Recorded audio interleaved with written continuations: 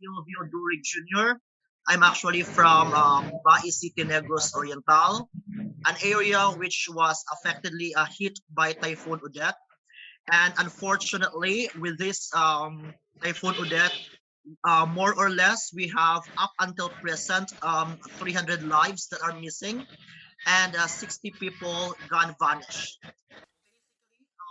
I'm a volunteer for the Typhoon Odette, in particular with relief operations. Though I am also affected with this onslaught typhoon, but I try to be a participant.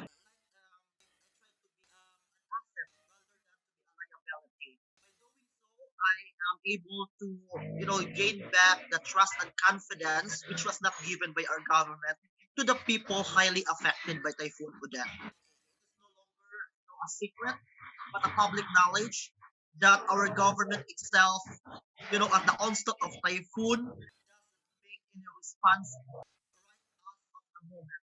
Instead, it took them like a week or so before we actually, help those people, especially my neighbors, like 3 days or 5 days before they actually try to help. The word is try because as of this moment in time, we cannot really feel the help being provided by our local government unit. There were aids given to us, like water, some small of relief packs, but it is not with the government. It is with an NGOs or non-government organization, in particular with some big universities like St. Paul Domagate as well as Silliman University. They supposedly to have a Christmas party, but since Typhoon Odette hit on December 16 up until 17, so basically they canceled their Christmas party, instead give their donation to the locals of our community. During the typhoon was um, a bit frustrating, frightening, and I always felt that there is always a ray of hope behind the dark tunnel. Though I don't lose hope, but I'm looking forward that with the CIRCA-Pintig, that I am actually attaching right now, could actually shed light in the frustrations of our fellow Baisanos. Knowing the fact, my community, the Tambakan, which was highly affected because we are nearby in the river bank, we are almost like 800 families living up there. I myself are one of those families who live up there. And then during the onslaught of typhoon, it actually strikes between 10 o'clock in the evening up until 4 o'clock in the morning. We really don't know as to why and how does it happen that flash floods, grow like 9 feet or 8 feet, causing massive distractions, not just with communities but lives. In my neighborhood, there are like 20 missing individuals, as well as 12 people who actually, died right after that moment in time.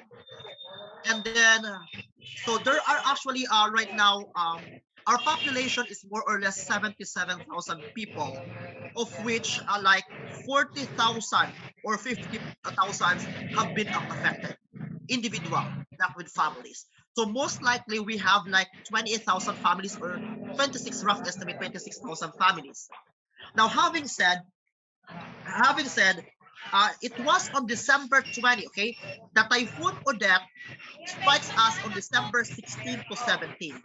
But it was on December 20 when the public official allocated 29 million. Take note, it's 29 million. But the problem then is that supposedly it is for distribution purposes, but it did not happen. This allocation, this calamity fund, was actually returned back to the coffer, to the treasurer's office. Why? First thing, it is near closure for the year end. Okay, so supposedly this should actually double time in producing documents, etc. But it did not happen. They come into realization that they did not do something up until December at December 30. So it's been too late already because closure of funds would took place the following day. So what will happen next is the 29 million supposedly for the people of Bais did not materialize. The Department of Social Welfare and Development, or DSWD, actually allocated like more or less 23,000 food packs. It's been a regional office for Region 7.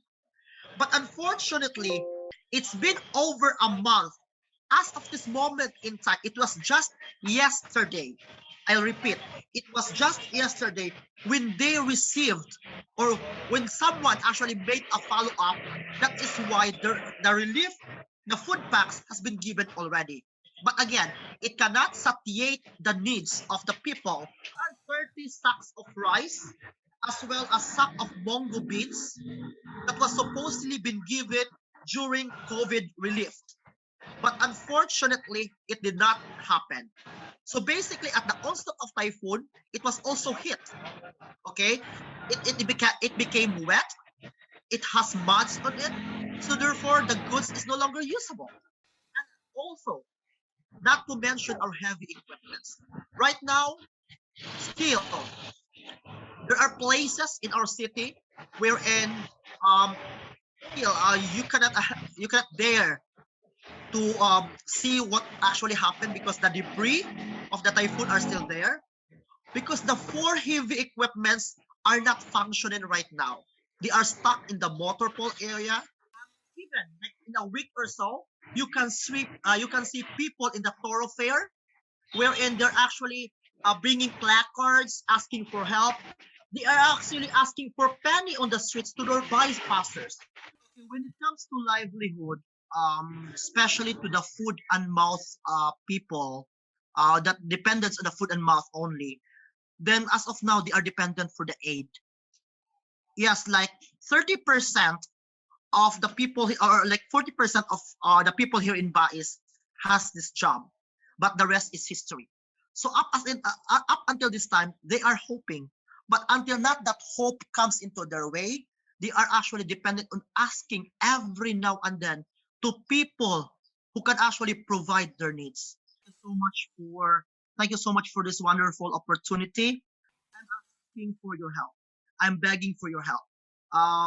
Baisanons need your help as of this moment in time.